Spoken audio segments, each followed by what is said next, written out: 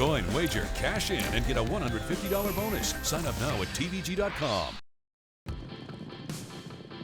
But Teddy's Promise keeps on finding, and Teddy's Promise another superb performance today. She's been such a pleasure to run in the afternoon.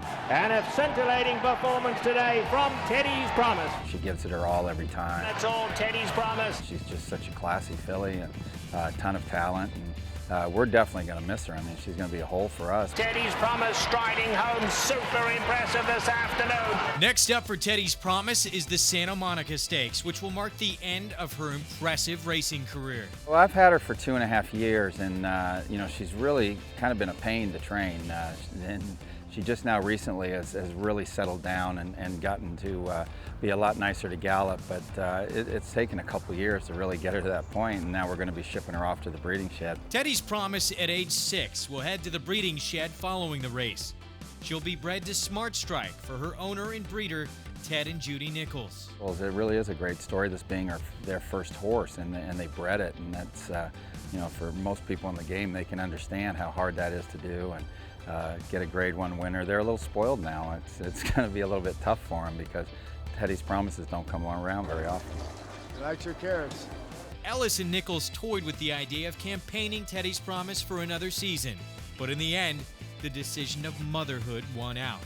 They've kind of toyed with maybe keeping her in training another year, but the problem you get is that the racing secretaries they've pounded weight on her. I mean, she carried 126 pounds last time, and really you're battling uphill when you're carrying that kind of weight. And, you know, it doesn't make sense to be breeding her for the first time at 7. On Saturday, Ellis will saddle Teddy's Promise one last time in the Santa Monica Stakes, a race she won last year. She's as headstrong as she is in the morning. She's headstrong in the afternoon. She'll lay off of another horse, let one be in front of her, and she'll lay outside of them.